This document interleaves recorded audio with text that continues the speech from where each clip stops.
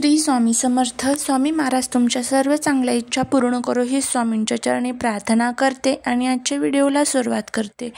पण त्या अगोदर चॅनलवरती नवीन असाल तर सबस्क्राईब करा आणि शेजारील बेल आयकॉनलाही प्रेस करा, म्हणजे माझ्या सर्व नवीन व्हिडिओंचं नोटिफिकेशन तुम्हाला मिळेल आणि तुम्ही एक पण व्हिडिओ मिस करणार नाही. नवरात्रीच्या 9 दिवसांमध्ये दुर्गा देवीची 9 वेगवेगळ्या रूपांची पूजा केली जाते. हिंदू दिनदर्शिकेनुसार नवरात्र वर्षातून 4 वेळा येते.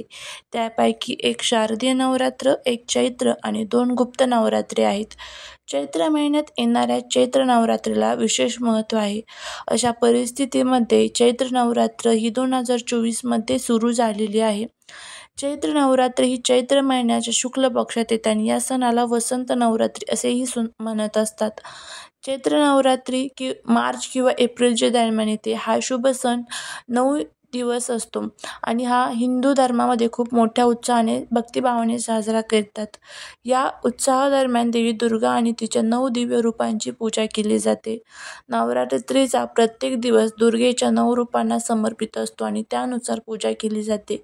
चैत्र नवरात्र ही 9 एप्रिलपासून सुरू झालेली आहे, म्हणजेच गुढीपाडव्यापासून, आणि त्याची समाप्ती ही 17 एप्रिलला होणार आहे. चैत्र नवरात्रीमध्ये आपण आता सर्वच जण घरामध्ये घट बसवतो असं नाही, पण आपल्या घरामध्ये जो कलश असतो, जो मंगल कलश असतो, तर त्याची आपण पूजा करायची असते. तर ती कशा पद्धतीने? नवरात्रीत दररोज सकाळी लवकर उठले पाहिजे. त्यानंतर आंघोळ करून स्वच्छ वस्त्रे परिधान केली पाहिजे. त्यानंतर आपल्या घरामध्ये जो तांब्याचा कलश असतो त्यात पाणी भरायचं आहे. कलशावर तुम्हाला रोली बांधायची आहे, त्यावरती हळदी कुंकू टाकायचं आहे, स्वास्तिक काढायचं आहे, त्यावर कलश आंब्याची पानं व नारळ ठेवायचे आहे. त्यानंतर 9 दिवसाचा तुम्ही जर उपवास करत असाल तर तो करायचा आहे किंवा नाही केला तरी चालेल. प्रथम गणपतीचं तुम्हाला स्मरण करायचं आहे आणि त्या कलशाचं तुम्हाला पूजन करायचं आहे. 9 दिवसांपैकी प्रत्येक दिवशी देवीला फळे, फुले, मिठाई आणि प्रसाद अर्पण करायचे आहे. नवरात्रीच्या 9 दिवसांमध्ये सकाळी आणि संध्याकाळी दुर्गा देवीची आरती करायची आहे. दुर्गेच्या 9 रूपांची नावं म्हणजे शैलपुत्री, ब्रह्मचारिणी, माता चंद्रघंटा, कुष्मांडा, स्कंदमाता, कात्यायनी, कालरात्री, महागौरी आणि सिद्धिदात्री या देवींची तुम्हाला नावं घेऊन त्यांचं स्मरण करायचं आहे. तर या नवरात्रीच्या 9 दिवसांमध्ये, म्हणजेच आता गुढीपाडव्यापासून नवरात्र चालू झालेली आहे. आता ही 17 एप्रिलपर्यंत असणार आहे. तर या 17 एप्रिलपर्यंत आपल्याला एक उपाय करायचा आहे. कोणत्याही दिवशी तुम्ही करू शकता. आता नवरात्रीमध्ये आपण घट बसवत नाही, पण आपल्या घरामध्ये जो मंगल कलश आहे तर त्याचं पूजन तुम्ही रोज करावं आणि रोज आपल्या घरामध्ये दुर्गा मातेची तुम्हाला आरती करायची आहे. तर याच नवरात्रीच्या 9 दिवसामध्ये तुम्हाला आपल्या घरामध्ये काही वस्तू घेऊन यायच्या आहेत किंवा त्याचबरोबर एक झाड आहे तर त्या झाडाचं जी मुळी असते तर त्या मुळीचं पूजन करून ती मुळी आपल्याला आपल्या घरामध्ये घेऊन यायची आहे. तर कोणती आहे तर ते झाड, त्याबद्दलची आपण माहिती घेऊया. तर नवरात्रीमध्ये तुम्ही कोणत्याही दिवशी हा जो उपाय तो करू शकता. आता तुम्हाला काय करायचं आहे बघा, तुम्हाला एक ताट तयार करून घ्यायचं आहे. त्यामध्ये हळदी, कुंकू, अक्षता ठेवायच्या आहेत, एक तांब्याभर पाणी ठेवायचं आहे आणि त्याचबरोबर एक लवंग आणि एक तुपाचा दिवा तुम्हाला ठेवायचा आहे. त्यानंतर तुम्हाला वडाच्या झाडाजवळ जायचं आहे. वडाजवळ गेलं की त्यानंतर तुम्हाला त्या वडाच्या झाडाला हे जे पाणी आपण नेलेलं आहे तर ते अर्पण करायचं आहे आणि त्यानंतर जे हळदी, कुंकू, अक्षता वगैरे आहे तर ते अर्पण करून जो लवंग आहे तर तो लवंग सुद्धा अर्पण करायचा आहे. लवंग हा तुटलेला फुटलेला नको आहे, अखंड फुलवाला लवंग घेऊन जायचा आहे आणि तुम्हाला त्या झाडाला जो दिवा आपण आणलेला आहे तर तो दिवा सुद्धा अर्पण करायचा आहे. हे सर्व झालं की त्यानंतर वडाच्या झाडाचे 7 प्रदक्षिणा मारायच्या आहेत. प्रदक्षिणा मारून झालं की तुम्हाला वडाच्या झाडाला नमस्कार करून वडाच्या झाडाला प्रार्थना करायची आहे की माझ्या घरातले जे काही पैशांच्या अडचणी आहे तर त्या दूर होऊ दे, अशी आपल्याला प्रार्थना करायची आहे. आणि त्यानंतर वडाच्या झाडाची जी मुळी आहे तर ती मुळी तुम्हाला थोडीशी तोडून तुम्हाला तुमच्या घरी घेऊन यायची आहे.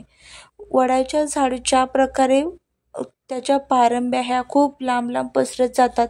त्याचप्रकारे असं म्हणतात की ही मुळी जर आपण आपल्या घरामध्ये आणली तर त्याच प्रकारे आपल्या घरामध्ये सुद्धा लक्ष्मी ही त्याच प्रकारे पसरत येते, त्याच प्रकारे आपल्या घरामध्ये लक्ष्मी येते.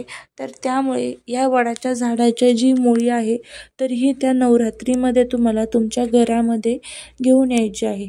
तर अशा पद्धतीने आपल्याला हा जो उपाय आहे तो करायचा आहे.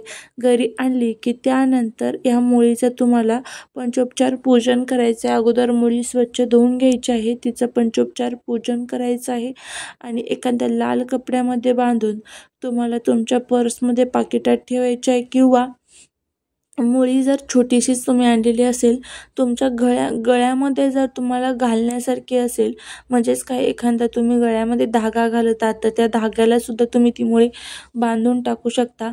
याने अखंड लक्ष्मी आपल्याकडे येत असते. तर मुळी ही त्याच व्यक्तीच्या गळ्यामध्ये घालायची जो घरातला कर्ता पुरुष आहे किंवा कर्ती स्त्री आहे. तो व्यक्ती स्वतः पैसे कमवतो, त्या वरती स्वतः त्याच्या जी सॅलरी आहे म्हणजेच महिन्याचा पगार जो आहे तर तो त्या व्यक्तीकडे येतो. त्याच व्यक्तीच्या गळ्यामध्ये तुम्हाला ही जी मुळी आहे तर ती घालायची आहे. आता तुम्ही जॉबच करत नाही, तुम्ही स्वतःच्या गळ्यामध्ये जर मुळी घातली तर त्याचा फायदा होईल का? तर अजिबात नाही. तर असा हा जो उपाय आहे तर तो आपल्याला करायचा आहे. ही मुळी नंतर कधी काढायची तर तुम्ही कधीही तुम्हाला असं वाटलं की आता आपल्या घरामध्ये पैशांची आता अडचणी नाही तर त्यानंतर तुम्ही कधीही मुळी काढून टाकू शकता. ती तुम्हाला पाण्यामध्ये प्रवाहित करायची आहे. तर अशा पद्धतीने हा जो उपाय आहे तो तुम्हाला करायचा आहे. तर करा, नक्कीच तुम्हाला या उपायाचा फायदा होईल. त्याचबरोबर उपाय करत असताना उपायावरती श्रद्धा ठेवा आणि कष्ट करणं तितकंच गरजेचं आहे. ज्या वेळेस आपण कष्ट करतो त्यावेळेसच आपल्याकडे पैसा येत असतो. तुम्ही फक्त उपाय करणार आणि कष्टच करणार नाही याचा कोणताही फायदा आपल्याला होत नाही. त्यामुळे उपायाबरोबर कष्टही महत्त्वाचे आहेत. आपण हे उपाय कशासाठी करत असतो तर आपल्या कष्टाला नशिबाची साथ मिळावी यासाठी आपण हे उपाय करत असतो. तर नक्की करा, नक्कीच तुम्हाला या उपायाचा फायदा होईल. तर हा जो उपाय आहे तर तो तुम्ही तुमच्या फ्रेंड्सबरोबर फॅमिलीबरोबर सुद्धा शेअर करा.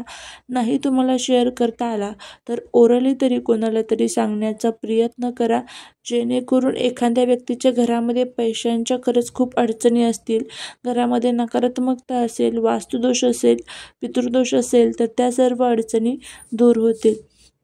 झालेली सेवा ही महाराजांच्या चरणी रुजू करते. तुम्हाला हा व्हिडिओ जर आवडला असेल तर लाईक, शेअर आणि सबस्क्राईब करायला विसरू नका. भेटूया पुढच्या अशा एका नवीन व्हिडिओमध्ये. हा व्हिडिओ नक्कीच तुम्ही तुमच्या फ्रेंड्सबरोबर आणि फॅमिलीबरोबर शेअर करा आणि तुम्ही जर चॅनलवरती नवीन असाल तर चॅनलला सबस्क्राईब केल्याशिवाय जाऊ नका. श्री स्वामी समर्थ.